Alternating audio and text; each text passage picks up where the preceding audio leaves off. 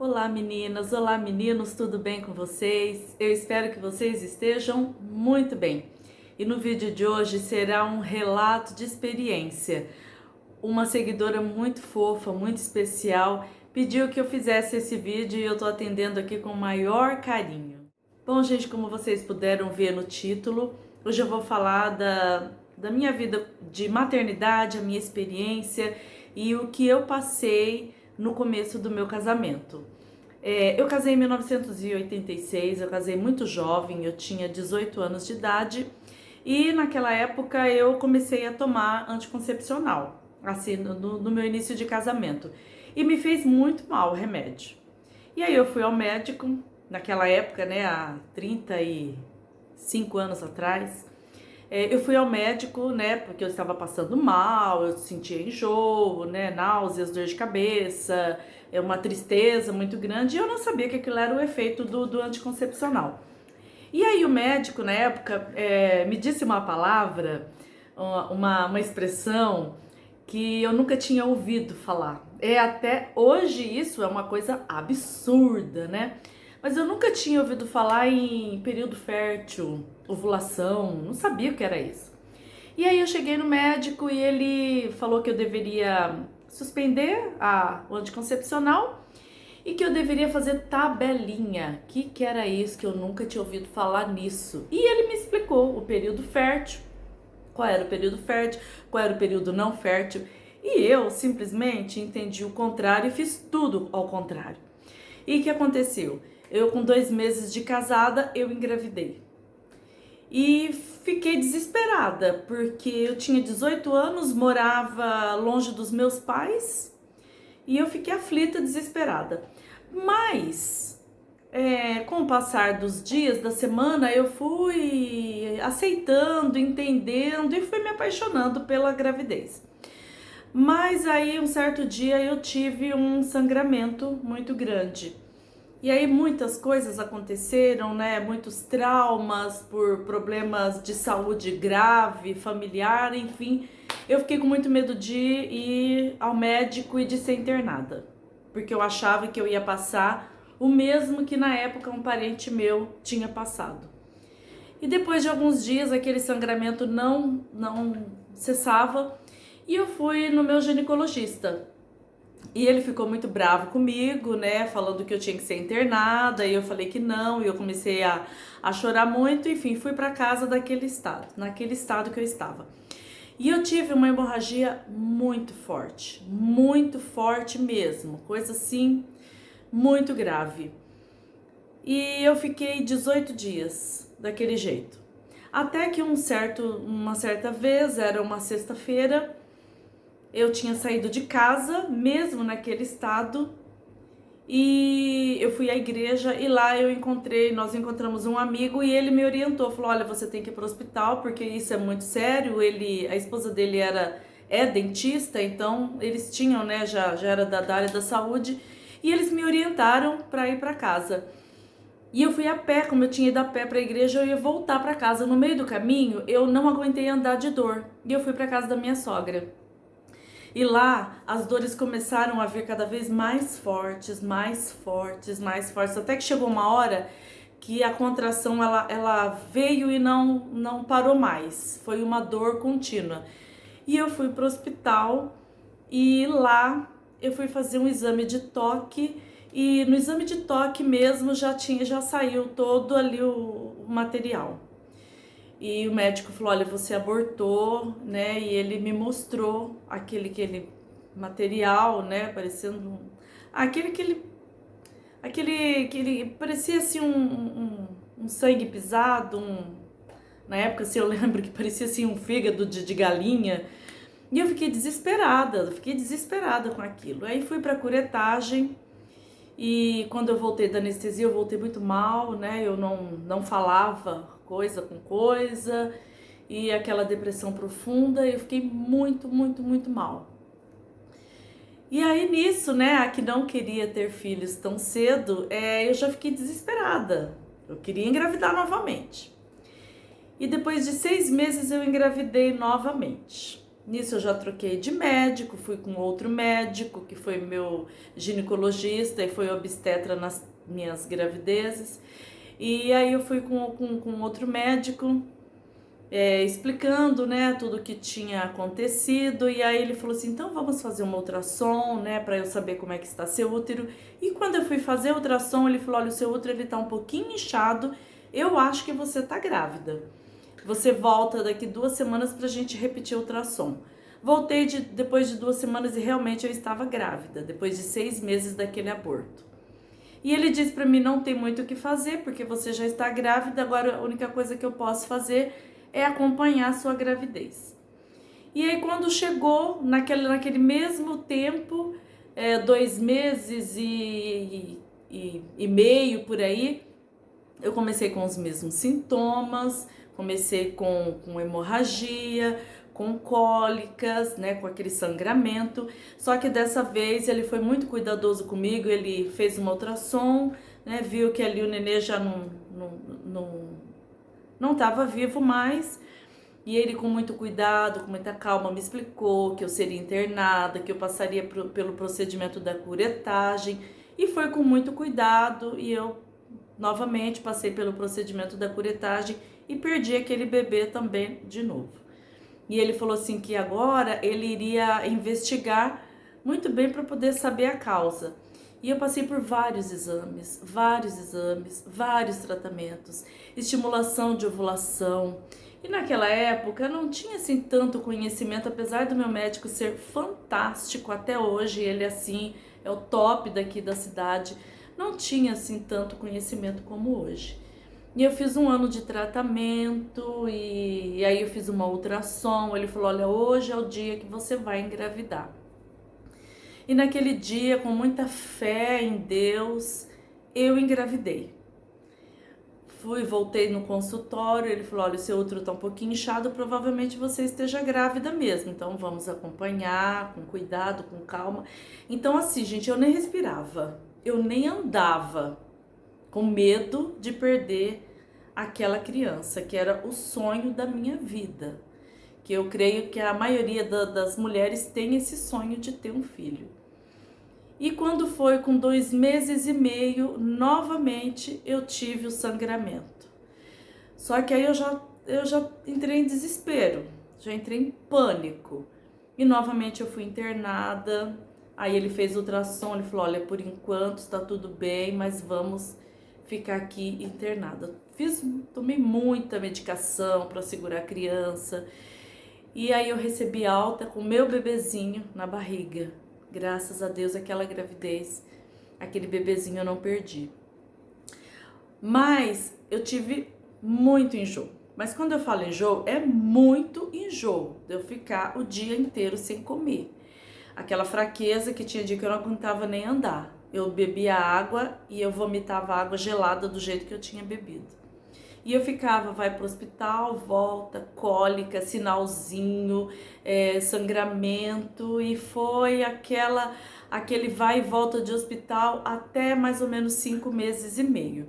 Com 5 meses e meio, a minha gravidez se estabilizou, ficou tudo tranquilo, eu tinha perdido muito peso, e aí o enjoo começou a diminuir, e eu fui liberada para ter uma vida normal. E com 7 meses e meio, então se passaram 2 meses que ele me liberou.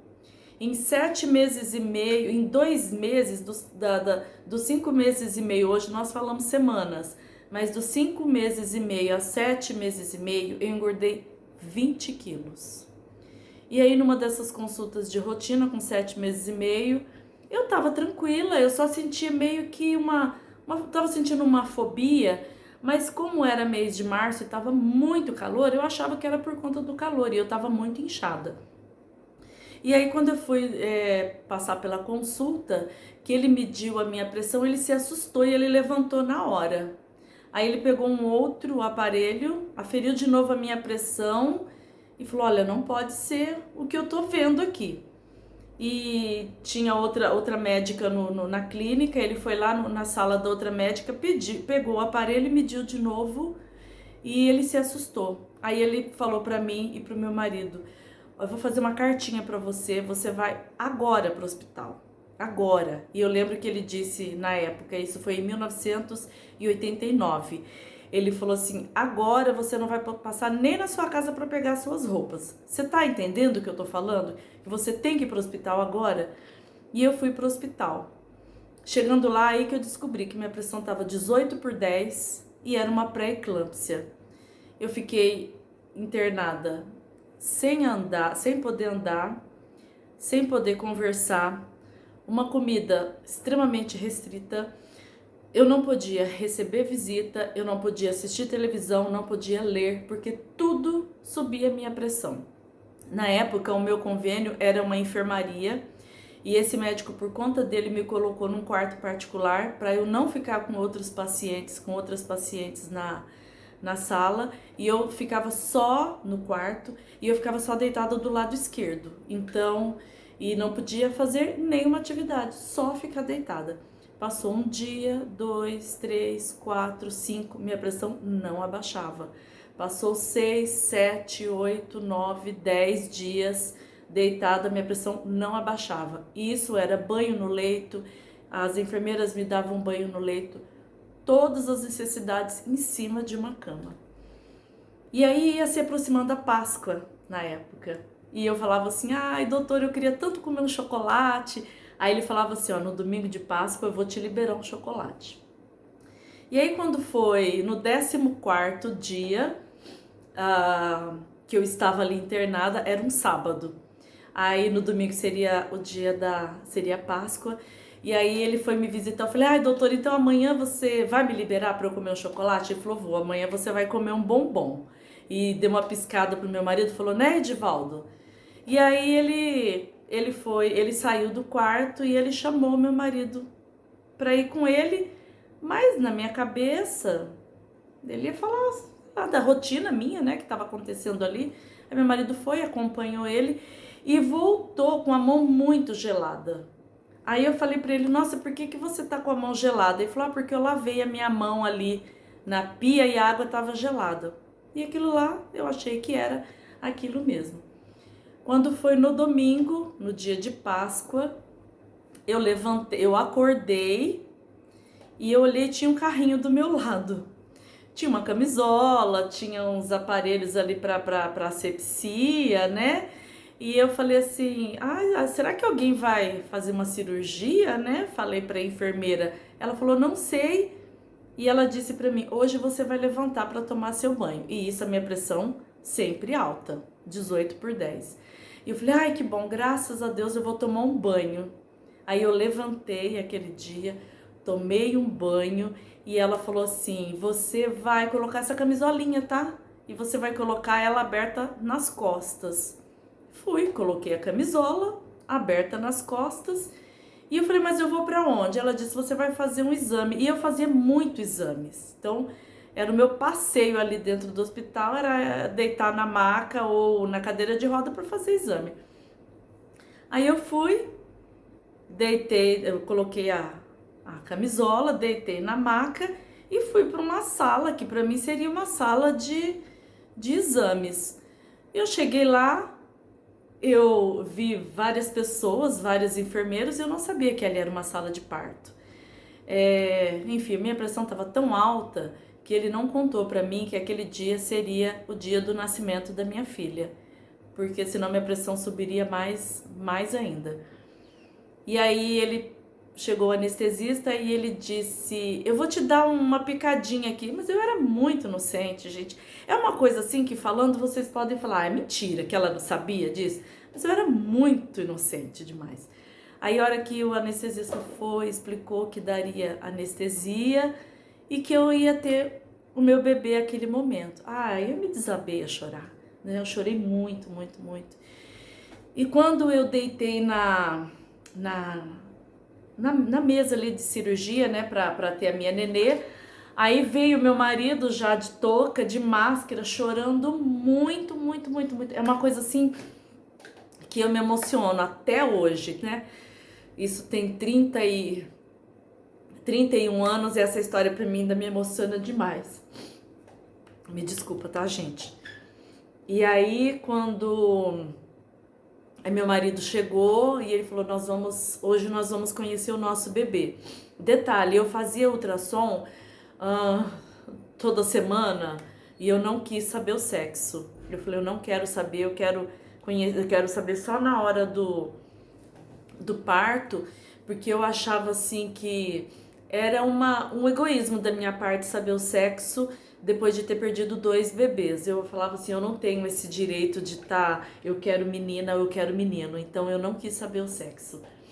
E aí começou a minha cesárea, e a hora que nasceu a minha filha foi um momento tão feliz que o meu médico chorou, porque contando assim, não dá pra gente falar os detalhes de tudo que eu passei. Eu sei que muitas mulheres já passaram por coisas bem piores, mas aí minha filha nasceu com 2,550 kg, 44 centímetros, e graças a Deus, quando tirou ela, minha pressão logo em seguida normalizou.